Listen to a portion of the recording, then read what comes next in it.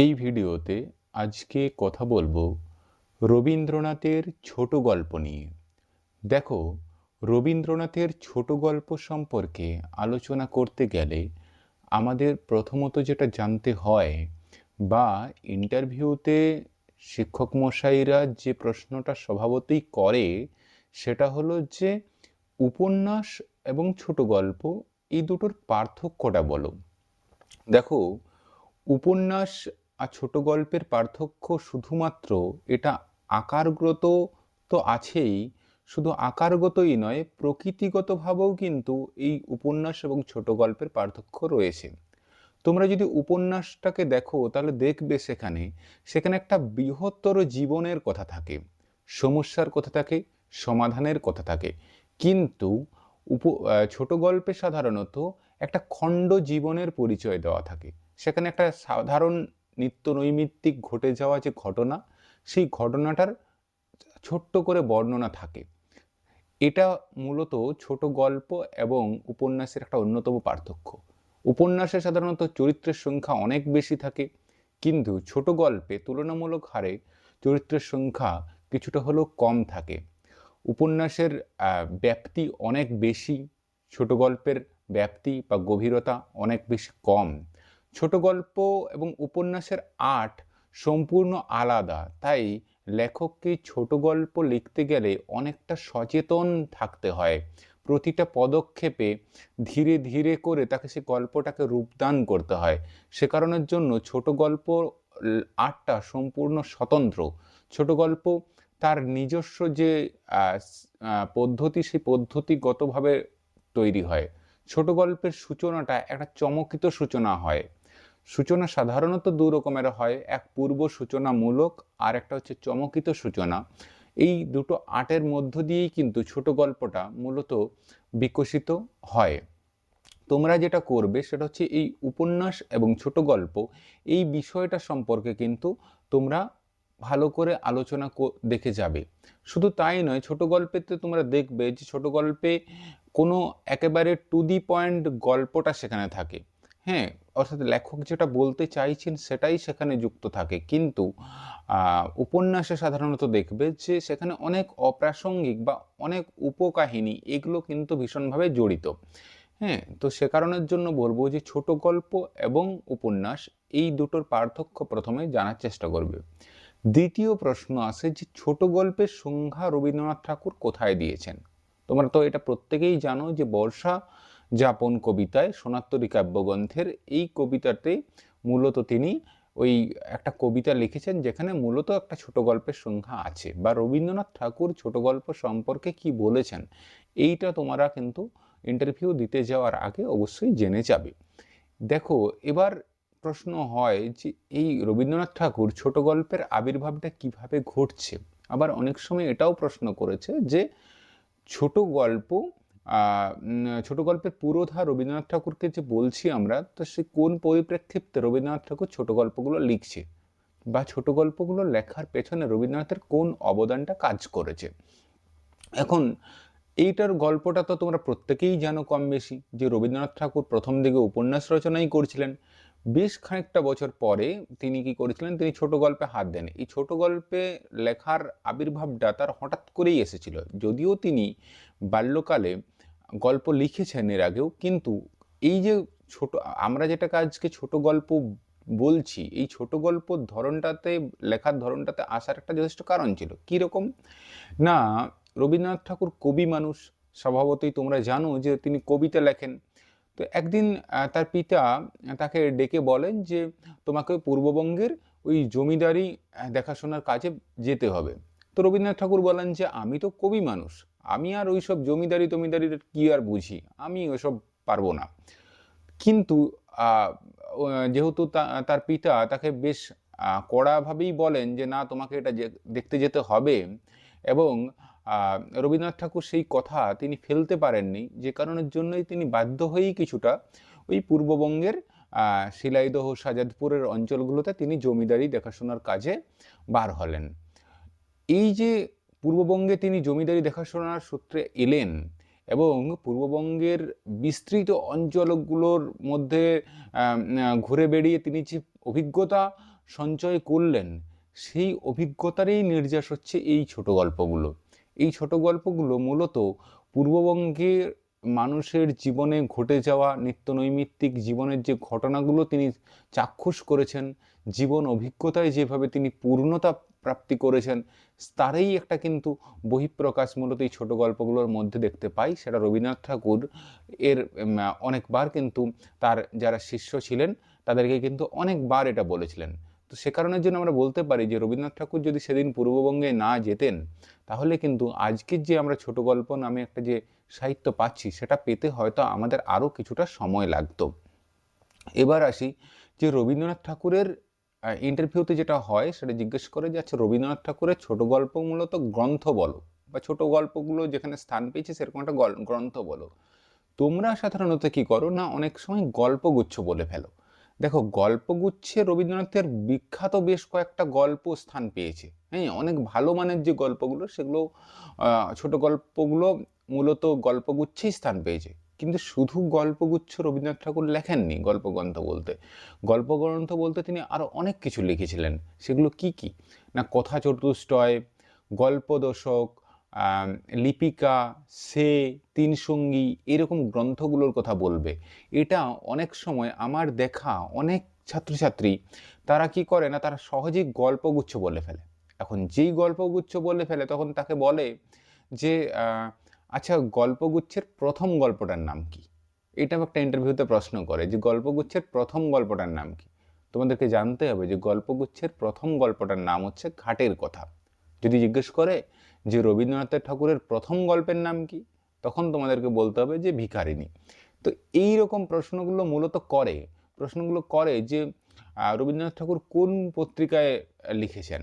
তখন তোমাদেরকে বলতে হবে যে রবীন্দ্রনাথ ঠাকুর হিতবাদী, সাধনা, ভারতী, আনন্দবাজার ইত্যাদি প্রমুখ পত্রিকাগুলোতে লিখেছে। এখন প্রশ্ন হতে পারে যে আচ্ছা, আনন্দবাজার পত্রিকায় তিনি কোন গল্প লিখেছেন, বা হিতবাদী পত্রিকায় তিনি কোন কোন গল্পগুলো লিখেছেন, সাধনা পত্রিকায় তিনি কোন কোন গল্পগুলো লিখছেন, সবুজপত্র পত্রিকায় তিনি কোন কোন গল্পগুলো লিখেছেন। এই রকম করে, অর্থাৎ পত্রিকায় মূলত তার প্রথম প্রকাশিত যে গল্পটা, এইটা তোমরা কিন্তু রেডি করে রাখবে। তার কারণ এটা অনেক সময় কিন্তু জিজ্ঞাসা করে ফেলে। যেমন ধরো, আনন্দবাজার এখনকার দিনেও একটা তো সর্বপ্রথম সারির পত্রিকা।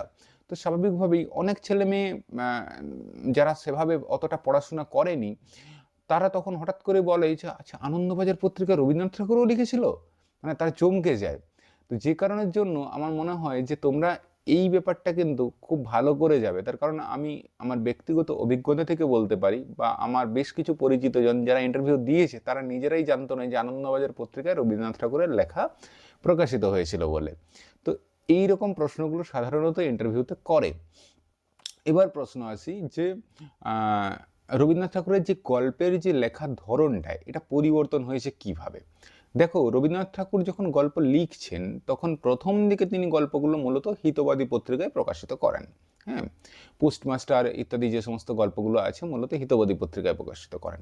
হিতবাদী পত্রিকাতে প্রকাশ করার পরে, মানে তিনি মূলত ওখানে ওই 6-7টা গল্প মোটামুটি প্রকাশিত করেছিলেন। তো ওখানে প্রকাশ করার পরে তার সম্পাদক ওনাকে বলেন যে আচ্ছা রবি, তোমার লেখাগুলো আসলে একটু গুরুগম্ভীর চালে লেখা হচ্ছে। এটা আমাদের যে সমস্ত পাঠকরা আছে, অর্থাৎ হিতবাদী পত্রিকাটা যারা পড়ে, তারা মূলত এতটা গুরুগম্ভীর বিষয়গুলো নিতে পারছে না। তো তোমার লেখাটা একটু তুলনামূলক জটিল হয়ে যাচ্ছে। এটা কিন্তু হিতবাদী পত্রিকার যিনি সম্পাদক ছিলেন তিনি তাকে জানান। তো রবীন্দ্রনাথ ঠাকুর কিছুটা হলো থমকে যান যে হ্যাঁ, হতে পারে যে এটা আসলে সাধারণ মানুষ, যেহেতু এই ছোট গল্পের উপাদানগুলো তখনও পর্যন্ত সাধারণ মানুষের কাছে যায়নি ঠিকঠাক মতো করে, এবং বাংলা গদ্যের কাঠামোটা, মানে ছোট গল্পের গদ্যের কাঠামোটা আসলে রবীন্দ্রনাথ ঠাকুর যেভাবে নির্মাণ করেছিলেন, ফলত বাংলার মানুষেরা কিন্তু সেভাবে অভ্যস্তও ছিল না। এটাও একটা অনেকেই হয়তো বলতে পারেন। সে কারণের জন্য যেহেতু হিতবাদী পত্রিকার সম্পাদক তখন যাকে বলেন যে যেহেতু তোমার লেখাগুলো একটু তুলনামূলক হারে গুরুগম্ভীর চালে লেখা হচ্ছে, তো তখন রবীন্দ্রনাথ কিছুটা হলো থমকে যান। রবীন্দ্রনাথ বেশ কিছুদিন গল্প লেখা বন্ধ করেন, এবং তার পরবর্তীকালে তখন তিনি এটা বুঝেছিলেন, বা যারা হয়তো সমকালীন বা পরবর্তীকালে যারা সমালোচক আছে তারা এটাও বলেছিলেন যে আসলে বঙ্কিমের যুগ চলছিল তো 1886-87 বা 1890-92 সময় যে গল্পটা লেখা হচ্ছে, সেই গল্পটার সময় কিন্তু আসলে বঙ্কিমের যুগ চলছিল। বঙ্কিমের যুগ মানে হচ্ছে রোমান্সের যুগ। এত বেশি রোমান্সের ছড়াছড়ি ছিল এবং মানে গল্পের পাঠক সমাজ তারা এত বেশি পরিমাণে রোমান্সটাকে গ্রহণ করত, রবীন্দ্রনাথের ছোট গল্পগুলো সেভাবে কিন্তু তখন প্রায়োরিটি পায়নি বা মান্যতা পায়নি। সে কারণের জন্য রবীন্দ্রনাথের এই গল্পগুলোকে মূলত গুরু গম্ভীর চালে গল্পটা লেখা হয়েছে, এরকম একটা তারা অভিযোগ করেছিল। রবীন্দ্রনাথ ঠাকুর কী করলেন, তিনি বেশ কিছুটা সময় নিলেন এবং তার পরবর্তীকালে তিনি হিতবাদী পত্রিকা ছেড়ে পরে তিনি সাধনা পত্রিকাতে লেখা শুরু করলেন। শুধু সাধনা পত্রিকা নয়, তার সঙ্গে ভারতী পত্রিকাতেও লেখা শুরু করলেন। এই ভারতী পত্রিকাতে যখন তিনি লিখছেন তখন গল্পটা অনেক বেশি পরিমাণে কিন্তু কি হলো না, পরিশীলিত হলো। অর্থাৎ তার লেখার বা ভাবনাটাও যেমন, চিন্তা ভাবনাটাও যেন কিছুটা হলো বিকশিত হয়েছিল, ঠিক সেই সঙ্গে এই পত্রিকার যারা পাঠক সমাজ ছিলেন তারা কিন্তু সেরকমভাবে রবীন্দ্রনাথ ঠাকুরকে এত প্রশ্ন করেননি। রবীন্দ্রনাথ ঠাকুর তার নিজের মতো করে গল্পগুলো লিখে যাচ্ছিলেন একের পর এক, এবং পাঠক সমাজও তাতে কিন্তু সমৃদ্ধ হচ্ছিল। রবীন্দ্রনাথ ঠাকুর আসল যে জায়গাটাতে এসে পরে তার গল্পের মাইলস্টোনটা তৈরি করলেন সেটা হচ্ছে সবুজপত্রের যুগ। 1914 সালে সবুজপত্র পত্রিকা প্রকাশিত হওয়ার পর যখন তিনি বেশ কয়েকটা গল্প লিখলেন, সেটা হচ্ছে হৈমন্তী, অপরিচিতা, স্থিরপত্র, এই গল্পগুলো দিয়ে পরে হালদার গোষ্ঠী, এই গল্পগুলো দিয়ে পরে রবীন্দ্রনাথ ঠাকুরের একটা অন্যতম মানে মানদণ্ড নির্বাচিত হয়ে গেল।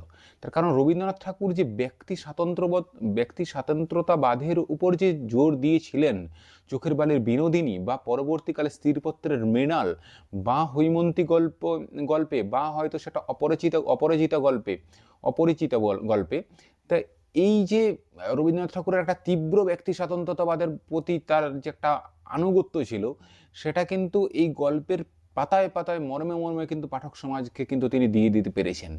তিনি বোঝাতে পারলেন যে সমস্ত কিছুর চেয়েও আসলে ব্যক্তি মানুষটা ভীষণভাবে বড়, ঠিক আছে? ব্যক্তি মানুষের চিন্তা ভাবনা, ব্যক্তি মানুষের আদর্শ, এটা কিন্তু অনেক বেশি পরিমাণে গুরুত্ব পায়। সে কারণের জন্য গল্পগুলোতে তোমরা দেখবে যে ওই হালদার গোষ্ঠী গল্পে বা কখনো অপরিচিতা গল্পে বা তোমরা বোষ্টমী গল্পে বা মেঘরৌদ্র গল্পে তোমরা দেখবে বারবার ধরে যে আসলে রবীন্দ্রনাথ ঠাকুর ব্যক্তি মনের ভিতরে যে টানাপোড়ান, ব্যক্তি মনের যে কনসেপ্ট, ব্যক্তি মনের যে নানা রকমের যে হতাশা, যে গ্লানি, সেগুলোকে তিনি এত সুন্দরভাবে তুলে ধরছেন, সেটা কিন্তু অনবদ্য। এটা মূলত রবীন্দ্রনাথ ঠাকুরের সবুজপত্র যুগেরই কিন্তু এটা অবদান ছিল। শুধু তাই নয়, রবীন্দ্রনাথ ঠাকুরের ছোট গল্পগুলোতে প্রকৃতি এত আনুষঙ্গিকভাবে ঢুকেছে যে প্রকৃতির সঙ্গে মানুষের যে একাত্মবোধ করে দেওয়া, সেই একাত্মবোধ কিন্তু রবীন্দ্রনাথ ঠাকুর যেভাবে ছোট গল্পে একটা রূপদান করেছে সেটাও কিন্তু একটা অনন্য।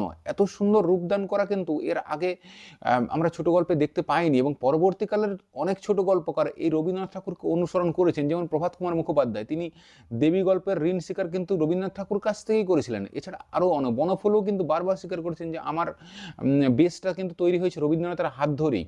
তো এই পরবর্তীকালের যারা কবিরা আসছে তারাও কিন্তু না মূলত এই রবীন্দ্রনাথ ঠাকুরের এই যে প্রকৃতির সঙ্গে মানুষকে যে একাত্মবোধ তৈরি করে দেওয়া, এটাও কিন্তু ভীষণভাবে তারা তারা তারা অনুপ্রাণিত হয়েছিলেন। তোমরা বলাই গল্পটাকে দেখতে পারো যে বলাই আসলে প্রকৃতির সন্তান, শুভা আসলে প্রকৃতির সন্তান। এই যে প্রকৃতি মায়ের সন্তান, ধরিত্রীর সন্তান, এটা কিন্তু এর আগে বাংলা সাহিত্যে ততটাভাবে পরিস্ফুট হয়নি যতটা রবীন্দ্রনাথ ঠাকুর তুলে ধরছেন আর কি। তোমরা দেখবে যে প্রকৃতিকে এত সুন্দরভাবে বিস্তৃতভাবে বর্ণনা করছে, যে কারণের জন্য তাতে মনে হচ্ছে যে ওই পোস্টমাস্টার আসলে বা ওই রতন এই দুটোকে প্রকৃতির সঙ্গে এত সুন্দরভাবে কানেক্টিভিটি করেছে, যার জন্য কিন্তু একটা গল্পটা একটা আলাদা মাইলস্টোন তৈরি করে নিয়ে গেছে। এইভাবেই মূলত বলা যায় যে বাংলা গল্পটা রবীন্দ্রনাথ ঠাকুর যেভাবে তৈরি করেছিলেন কাঠামোটা, সেটা কিন্তু পরবর্তীকালে অনেক অনেক বেশি পরিমাণে বিকশিত হয়েছে। হ্যাঁ, তোমাদের প্রশ্ন হতে পারে যে রবীন্দ্রনাথ ঠাকুরের ছোট গল্প নিয়ে তুমি কোন কোন বই পড়েছো? তখন তোমাকে বলতে হতে পারে যে তপব্রত ঘোষের বই পড়েছি, অমলেশ ত্রিপাঠীর বই পড়েছি। তো এইরকম বেশ কিছু, রবীন্দ্রনাথ ঠাকুরের, নারায়ণ গঙ্গোপাধ্যায়ের বই পড়েছি। তো এইরকম বেশ কিছু বইপত্রগুলো সম্পর্কেও তোমরা কিন্তু জেনে যাও। অনেক সময় এটাও জিজ্ঞেস করে। আচ্ছা, অনেক সময় এটা জিজ্ঞেস করে যে রবীন্দ্রনাথ ঠাকুরের লিপিকা যে গল্পগ্রন্থ থাকে, এই লিপিকা গল্পগ্রন্থের যে গল্পগুলোকে, এটাকে রবীন্দ্রনাথ ঠাকুর কি বলেছিলেন? এটাকে তিনি মূলত কথিকা বলেছিলেন। রবীন্দ্রনাথ ঠাকুরের গল্পের যে ধরনগুলো আছে, অর্থাৎ সামাজিক বা পারিবারিক যে গল্প, এটা প্রশ্ন করতে পারে যে 2-3টে সামাজিক এবং পারিবারিক গল্পের কথা বলো, 2-3টে প্রেমের গল্প বলো, 2-3টে অতিপ্রাকৃত গল্প বলো। এগুলো তোমরা কিন্তু ভালো করে জেনে যাবে। অর্থাৎ রবীন্দ্রনাথ ঠাকুরের যে কাঠামোটা, সেই কাঠামোটা সম্পর্কে কিন্তু তোমরা ভালো করে জেনে যাবে যে কোন ধরনের গল্প। শুধু তাই নয়, রবীন্দ্রনাথ ঠাকুরের যে চরিত্রগুলো আছে, সেই চরিত্রগুলো সম্পর্কে জেনে যাবে। যেমন ধরো নষ্ট নীড় গল্পের চরিত্র অমল, বিভূতি, এই এই চরিত্র ভীষণভাবে গুরুত্বপূর্ণ। ইন্টারভিউতে এই প্রশ্ন বারবার করেছে যে অমল চরিত্রটি কোন ছোট গল্পের চরিত্র। ছেলেমেয়েরা মানে সেই প্রশ্নের উত্তর ঠিকঠাক করে দিতেও পারেনি অনেক সময়, কারণ তারা সবসময় মনে করে এসছে যে অমল চরিত্রটা আসলে ডাকঘর গল্পের, মানে ডাকঘর নাটকের চরিত্র। তো এইরকম কিন্তু প্রশ্ন হয় ইন্টারভিউতে। সোহিনী চরিত্রটা কোন ছোট গল্পের, হ্যাঁ, বা হয়তো তোমাদের ইন্টারভিউতে এই চরিত্র কেন্দ্রিক প্রশ্নের সাথে সাথে আরও একটা অন্যতম প্রশ্ন করে, সেটা হচ্ছে যে লাইন তুলে প্রশ্ন হয় কিছু কিছু ক্ষেত্রে। যেমন ধরো স্থিরপত্র গল্পের শেষ লাইনটা কি, জীবিত ও মৃত গল্পের শেষ লাইনটা কি, ঠিক আছে? বা তোমাদের হয়তো প্রশ্ন হতে পারে যে ল্যাবরেটরি গল্পটা আসলে কোন পত্রিকায় প্রকাশিত হয়েছে, ল্যাবরেটরি গল্পের নায়িকা কে, ঠিক আছে? রবিবার গল্পের কেন্দ্রীয় চরিত্র কে? তুমি কি তোমার বিশ্ববিদ্যালয়ে কোন কোন গল্প, রবীন্দ্রনাথের কোন কোন গল্প আসলে পড়ানো হয়েছিল? রবীন্দ্রনাথ ঠাকুরের গল্পতে মূলত বৈশিষ্ট্যটা কি রবীন্দ্রনাথ ঠাকুরের? তখন তোমাদেরকে বলবে যে রবীন্দ্রনাথ ঠাকুর আসলে তিনি যেটুকু গল্প তিনি বলতে চেয়েছেন, সেখানে কিন্তু গল্পটাই বলেছিলেন। সেখানে কিন্তু লেখকের ব্যক্তিগত ভাবনা চিন্তা কোনোভাবেই কিন্তু গল্পের মধ্যে ভীষণভাবে প্রকাশ করতে পারেনি এবং করেননি ইচ্ছাকৃতভাবে। তার কারণ ছোট গল্পের যে ধরন, সেই ধরনটাকে বজায় রাখতে গিয়ে পরেই তিনি যতখানি গল্পের উপর জোর দিয়েছেন, ততখানি তার নিজের যে চিন্তা চেতনা, সেগুলোর উপর কিন্তু ততখানি জোর দিতে পারেননি। তার কারণ গল্পটাই বেশি পরিমাণে বিকশিত হয়েছে। রবীন্দ্রনাথ ঠাকুরের গল্পে প্রকৃতি যতটা সুন্দরভাবে পরিস্ফুট হয়েছে, যা পরবর্তীকালের বাংলা সাহিত্যের দিকপাল কিন্তু ছোট গল্পকারদেরকে অনেক বেশি পরিমাণে সমৃদ্ধ করেছে। রবীন্দ্রনাথ ঠাকুরের ছোট গল্প মূলত বাংলা গদ্যের যখন হাঁটি পা অবস্থা, বাংলা গদ্যের কাঠামোটাকে নিয়ে পরে তিনি কিন্তু এই যে ছোট গল্পটাকে তৈরি করছেন, এবং ছোট গল্প দিয়ে পরে মানুষের গল্প পিপাসু পাঠকের মনে তিনি একটা অন্যভাবে জায়গা করে নিচ্ছেন। এটার মধ্যে আমরা বলতে পারি যে আসলে রবীন্দ্রনাথ ঠাকুর বাংলা ছোট গল্পের অন্যতম পুরোধা ব্যক্তি, এবং তিনি বাংলা সাহিত্যের ছোট গল্পের জনক মূলত আমরা বলতে পারি। সেদিক থেকে প্রকৃত অর্থে জনক বলতে পারি, যদিও এর আগে ছোট গল্প আমরা পেয়েছি। তো রবীন্দ্রনাথের ছোট গল্পের বৈশিষ্ট্য তোমাদেরকে কিন্তু অনেক সময় ইন্টারভিউতে জিজ্ঞেস করতে পারে। শুধু তাই নয়, রবীন্দ্রনাথ ঠাকুরের বিশেষ কিছু গল্প, আমি সেগুলো হয়তো এক এক করে বলে যাচ্ছি, তোমরা হয়তো একটু এগুলোকে ভালো করে পড়ে নেবে। রবীন্দ্রনাথ ঠাকুরের গল্পগুচ্ছটা নেবে, সেখান থেকে বেশ কয়েকটা গল্প, সেটা হচ্ছে যে রবিবার, শেষ কথা, ল্যাবরেটরি, জীবিত মৃত, তারপর শুভা, কাবুলিওয়ালা, পোস্টমাস্টার, তারপর হচ্ছে তোমার অপরিচিতা, হৈমন্তী, বোষ্টমী, মেঘরৌদ্র, তারাপ্রসন্নের কীর্তি, তারপর হচ্ছে মাস্টারমশাই, এই টাইপের গল্পগুলো মোটামুটি, রামকানাইয়ের নির্বুদ্ধিতা, এই ধরনের মূলত তোমরা ছোট গল্পগুলো তোমরা কিন্তু একটু ভালো করে পড়ে যাবে। তার কারণ এই গল্পগুলো বেশিরভাগ ইউনিভার্সিটিতেই কিন্তু পড়ানো হয়। আর যে ইউনিভার্সিটি বা যে কলেজগুলোতে এই ধরনের গল্প পড়ানো হয়, তারা যখন ইন্টারভিউ নিতে আসবে, তখন তাদের মাথার মধ্যে কিন্তু এই ধরনের কনসেপ্টগুলোই কিন্তু বেশির পরিমাণে আছে। এবং তোমরা এটাও জানো যে তোমরা যেহেতু MA পাস করেছো বা গ্র্যাজুয়েশনও পড়েছো, সেখানে কিন্তু দেখবে যে মূলত রবীন্দ্রনাথ ঠাকুরের যে গল্প সম্ভার, সেই গল্প সম্ভারটাকে ঠিকঠাক জায়গায় নিয়ে আসতে গেলে যতটুকু করা দরকার, সেই পরিমাণ গল্পগুলোকে একটু ভালো করে পড়ে যাও, তাহলেই কিন্তু তোমরা ইন্টারভিউতে আশা করি খুব একটা সমস্যার মধ্যে পড়বে না। আমি যতটা সম্ভব রবীন্দ্রনাথের ছোট গল্পের যদি তোমরা আলোচনা চাও, আরও বিস্তৃত আলোচনা, দেখো একটা ভিডিওতে পুরো সামগ্রিক আলোচনা করাটা খুব জটিল হয়ে যায়। সে কারণের জন্য আমি বলবো যে তোমরা যদি ধরে ধরে আলোচনা করতে চাও, তখন আমি আমার ওই যে ক্লাস হবে আর কি, মূলত যে হয় ইউটিউব থেকে হবে, বা ইন্টারভিউর আগে যদি আমি ইয়েতে করি, ওই গুগল মিট বা যে কোনো একটা পদ্ধতিতে করি, তখন কিন্তু আমি কথা সাহিত্যের পুরো বিষয়টাকে নিয়ে ধরে ধরে আলোচনা করে দেবো। এখন মূলত আমি তোমাদের কাঠামোটা দিয়ে দিচ্ছি। এই কাঠামোটাকে ধরে যদি তোমরা ইন্টারভিউতে যাও, তাহলে আশা করি সমস্যা হওয়ার কথা নয়। এবার অনেক সময় ইন্টারভিউতে তো সবসময় একইভাবে প্রশ্ন হয় না, কিন্তু মূলত আজ অব্দি রবীন্দ্রনাথের ছোট গল্প নিয়ে যে ধরনের প্রশ্ন এসছে, এগুলোই মোটামুটি প্রশ্ন। এবং তুমি নিজেও এটা বুঝতে পারবে যে এই গোটা ভিডিওটা দেখার পর যদি তুমি বুঝতে পারবে যে আসলে রবীন্দ্রনাথের ছোট গল্প নিয়ে মনে হয় আর এর বেশি কিন্তু বাকি থাকে না, তার কারণ মোটামুটি অল কভার্ড হয়ে যায় এই জায়গাটা থেকেই। এবার তোমাকে যেটা করতে হবে সেটা হচ্ছে তোমাকে একটু বইপত্রগুলো নিজে থেকে পড়তে হবে। রবীন্দ্রনাথের সমালোচক যারা আছে, সেটা হয়তো বুদ্ধদেব বসু, নারায়ণ গঙ্গোপাধ্যায়, এদের গল্পগুলোকে একটু, মানে এদের লেখাগুলোকে একটু জাস্ট দেখে নিতে হবে। আর রবীন্দ্রনাথের যে ধরনের যিনি যে গল্পগুলো লিখেছিলেন, যেটা আমরা এর আগে বলেছি, যে অতিপ্রাকৃত গল্প, সামাজিক গল্প, প্রেমের গল্প, পারিবারিক গল্প, রূপক সাংকেতিক গল্প, এই গল্পগুলোকে তোমরা একটু ওই রূপটাকে জেনে যাবে, তাহলেই আশা করি ইন্টারভিউ খুব ভালো হবে। প্রত্যেকে ভালো থেকো। আমি তোমাদের ডিটেলস ক্লাস করানোর জন্যে, বা যদি সেটা তোমরা যতখানি সমৃদ্ধ হবে তোমাদেরকে তৈরি করে দেওয়ার জন্য, আমি ইন্টারভিউর ডেটটা দেওয়ার পরে নিঃসন্দেহে তোমাদের জন্য আমি করে দেবো। ভালো থেকো।